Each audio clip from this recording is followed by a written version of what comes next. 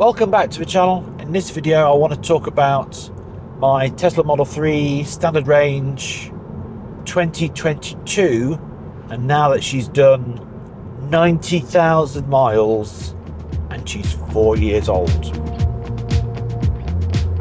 You're an old girl now. Sorry.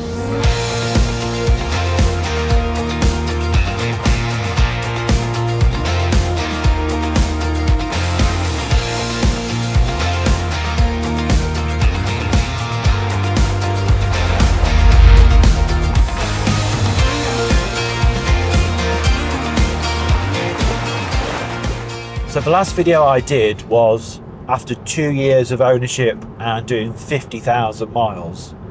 Well, we're now 4 years and 90,000 miles. So he just had his second MOT. First one, it flew through, not a problem. This one, it passed. It did have a couple of advisories, nothing major. So they advised that on the rear suspension, the top wishbone bushes was starting to wear, so they could do replacing. And the other thing was, because of those wishbones, because of the wishbone bushes wearing, was the rear tyres were wearing slightly more on the inside. I think the inner edge was down to 2 mil, the rest of the tyre was 3 mil. So it's not a lot. If I was keeping it, I would get it done, but as we're getting rid of it, probably won't. So when I took the car in for MOT, they did do a health check on it. The only other thing they mentioned, other than the suspension bushes, was the brake distance pads. The pads are getting a bit low, which I kind of thought they would be. But 90,000 miles for the original brake distance pads, it's not bad going. In my previous video, the car was 2 years old and had done 50,000 miles. If you haven't seen that video, click up in the link in the corner. So I'm not going to go through all the issues we've had up till then. So I think the only problem we've had since that last video was we've had a window switch replaced, because every now and again you would drop the driver's side window and it wouldn't go back up. Didn't matter what you pressed, it just wouldn't go back up. So we had a Tesla mobile service man come round and he changed it. He was only there 10 minutes and it was done. Now, the only other issue, which is quite a big thing, is this steering wheel. So Model 3s and Ys suffer from the leather going, well, leather, it's not leather, is it? But suffer from a bit of bagginess on the arms at the 3 o'clock and 9 o'clock points here.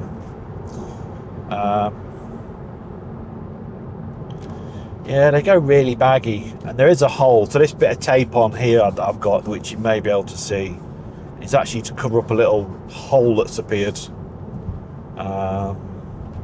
Do I change it before I get rid of the car? I've looked on eBay, and all the steering wheels that are on there are all worse than this.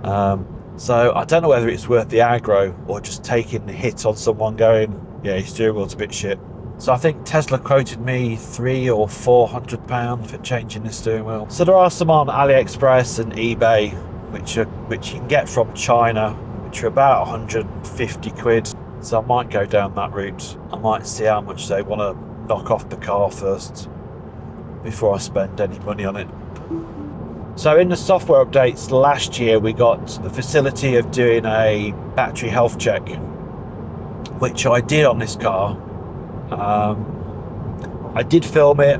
I haven't published it, I'll be honest. There was quite a few YouTube channels at the time doing content on it, so I didn't bother. If you want me to, I will. Let me know in the comments below if you think it's worthwhile.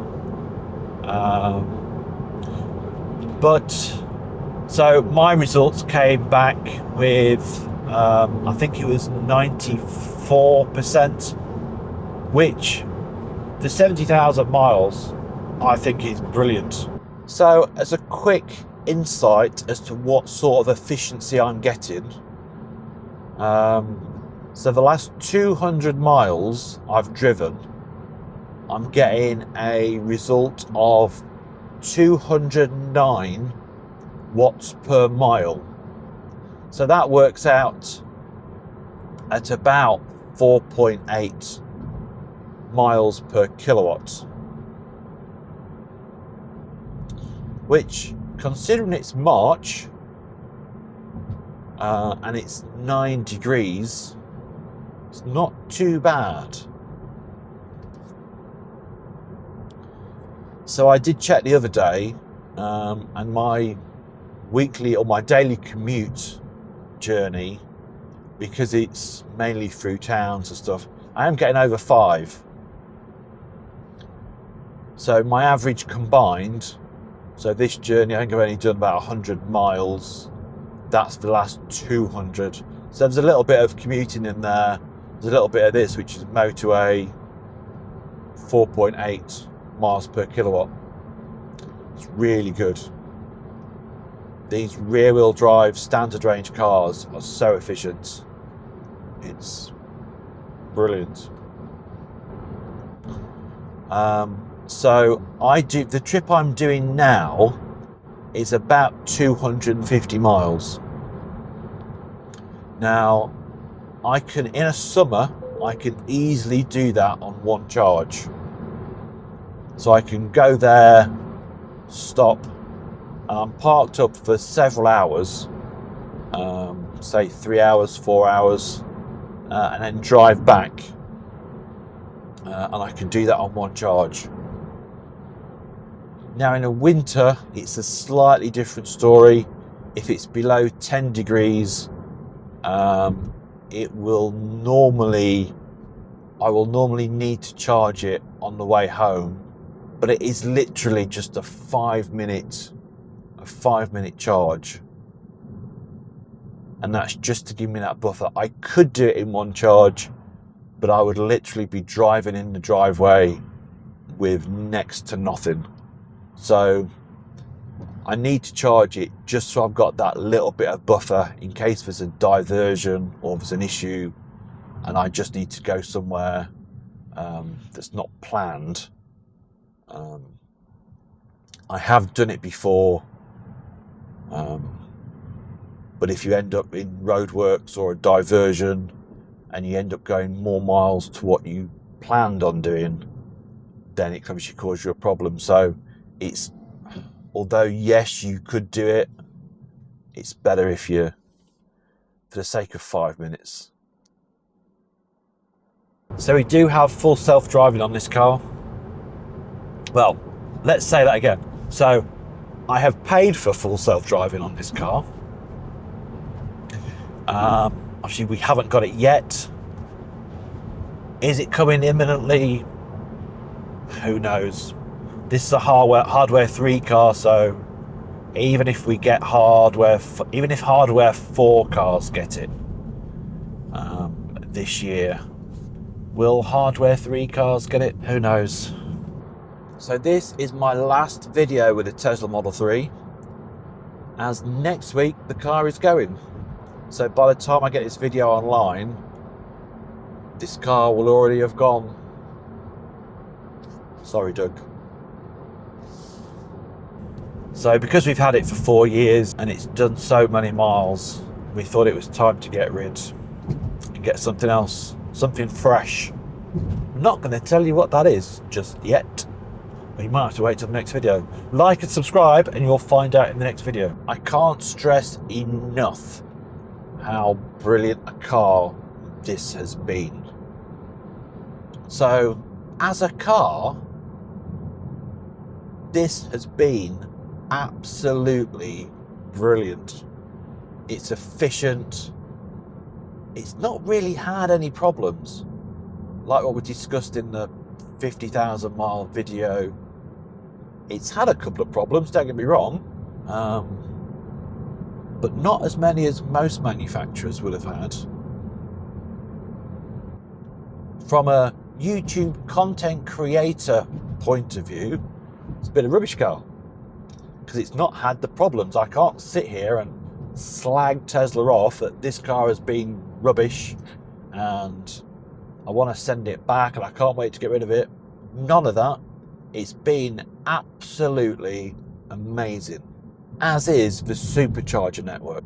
I've only ever seen at one supercharger site that there was some superchargers not working. They had a sign on, I think it was at Nottingham, actually at Tesla Nottingham, where there was a sign on 2 or maybe 3 superchargers that were saying they weren't working, but they were aware of it. Not aware of any other site I've been to where there has been an issue with the superchargers. So if you're looking at getting a used Model 3 in the UK, if it's got the chrome on the outside, so the chrome around the windows, chrome door handles, chrome mirrors, maybe, they are basically made in America, whereas the ones with all the black trim, the black door handles, they're from Shanghai. Obviously there are exceptions to that, but that is roughly the sort of the changeover period. So if you've enjoyed watching this video, please give us a like, consider subscribing.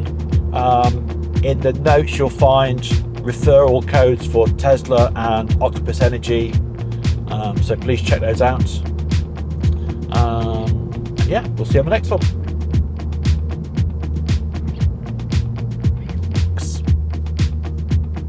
Hey YouTube crew, hit that like button, subscribe for more, and we'll catch you in the next one. Check the description for my Tesla and Octopus Energy referral links. Cheers. Nice. Who'd have thought? Who'd have thought that? Who would have thought that? Who would have thought that? It shouldn't be as difficult as what I make it look, I'll be honest.